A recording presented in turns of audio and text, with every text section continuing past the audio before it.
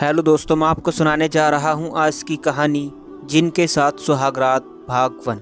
आज नदीम की सुहागरात थी, जिसे लोग मुरादों वाली रात कहते हैं। लेकिन यह कैसी अजीब बात थी कि उन्हें आज रात से पहले ही घर खाली करना था, जिसमें उसकी नई नवेली दुल्हन के कदम आए थे।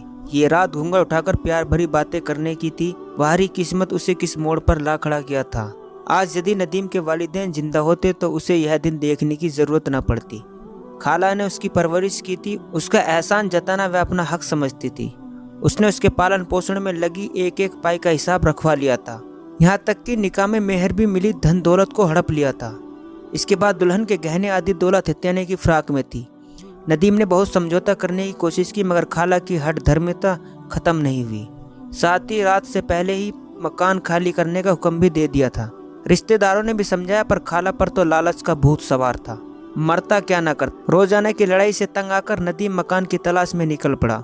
उसने कई गली मोहल्ले में मकान ढूंढा, परंतु उसे कोई भी मकान किराए पर नहीं मिला। फिर वह पीपल वाले मकान के बाहर पहुंचा, जो लंबे समय से खाली था। उस घर में एक पीपल का बहुत बड़ा विशाल पेड़ था, इसलिए सभी उस घर को पीपल वाला घर कहते थे। उसे एक औरत ने यह भी बताया कि इस मकान में किसी जिन का असर है। इन बातों पर नदीम विश्वास नहीं करता था। शायद इसकी वजह यह हो सकती है, उसे इस किस्म की मखलूकत से कोई फर्क नहीं था। वह तलाश करता हुआ उस मकान तक जा पहुंचा। दरवाजा बाहर से लॉक था, शायद अंदर से कुंडी लगी हुई थी। नदीम ने दरवाजे पर दस्तक दी तो पहले ही दस्तक में दरवाजा खुल गया। क्या बात है, कौन हो तुम? दरवाजा खोलने वाला एक बहुत ही उम्रदराज व्यक्ति था। उसके चेहरे से दहशत टपक रही थी। उसके सिर के बालों ने उसकी आधी आंखें ढपी रखी थी। झुर्रियों से उसका चेहरा उसकी उम्र का पता दे रहा था। उसके चेहरे की अवारत से पता चलता था कि बूढ़ा जमाना सियास शख्स है। जी, मेरा नाम नदीम है, मुझे किराए पर मकान चाहिए। तुम्हारे साथ कौन रहेगा? जनाब, मेरी साथी आज ही हुई है। मैं अपनी बीवी को लेकर आज ही इस मकान में रिहाइश करने आया हूँ। ठीक है, अंदर आ जाओ और मकान देख लो।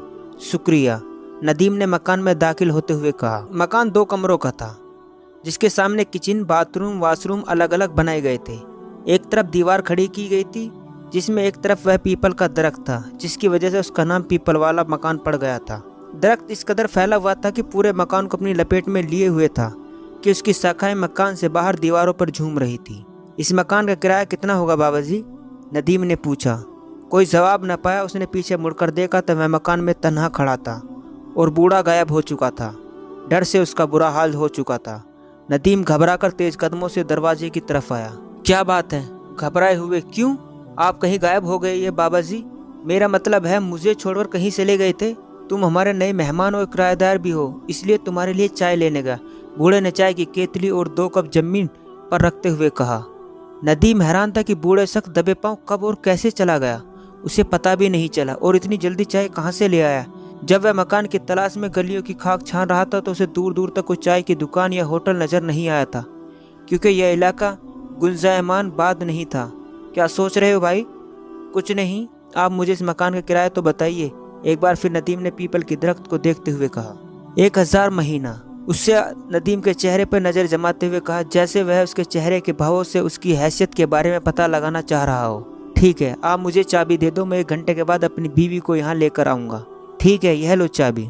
नदीम ने दाएं हाथ से चाबी ली और बाएं हाथ से किराए की रकम एडवांस में दी। ठीक है, तुम सामान ले आओ, बूढ़े ताला उठाते हुए कहा। जी, सामान तो कुछ नहीं है, बस हम दोनों मियाँ बीबी ही चले आएंगे, नदीम ने शर्मिंदगी से नजर झुकाते हुए कहा। तो क्या दहेज का सामान नहीं मिला? बूढ़े ने पूछा। नदीम बोला, जी मिला था, परंतु खाला ने अपनी मेहनत और पालन पोषण के बदले रख लिया। अच्छा ठीक है नदीम, जल्दी आओ, तुम्हें वापस भी जाना है। एक बात पूछो, अगर आप बुरा ना माने तो। हाँ हाँ पूछो, क्या बात पूछनी है?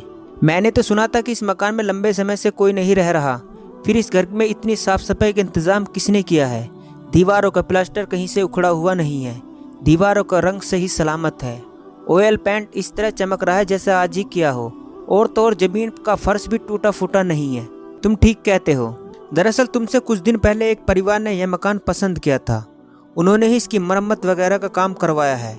उनके किसी अजीज का गांव में इंतकाल हो गया था, लिहाजा यह रिहायशी करने से पहले ही वो वहाँ चले गए, इसलिए मकान तुम्हें अच्छी हालत में मिल गया है, बूढ़े ने बात बनाते हुए कहा। नदीम जानता था कि वह झूठ बोल रहा है, क्योंकि मरम्मत के आसार कहीं भी नजर नहीं आ रहे थे। मकान की हालत ऐसी थी जैसे किसी ने इसे चंद दिन पहले ही बनवाया हो, परंतु बाहर से दिखाई वह ऐसा दिखाई दे रहा था। खैर नदीम ने अल्लाह हाफिज कहा और अपनी दुल्हन को लेने के लिए वहाँ से निकल गया। दोस्तों ये था जिनके साथ सुहागरात भाग 1। दोस्तों आगे का भाग देखने के लिए हमारे चैनल पर बने रहे और वीडियो अच्छी लगी हो तो चैनल को सब्सक्राइब करना ना भूलें।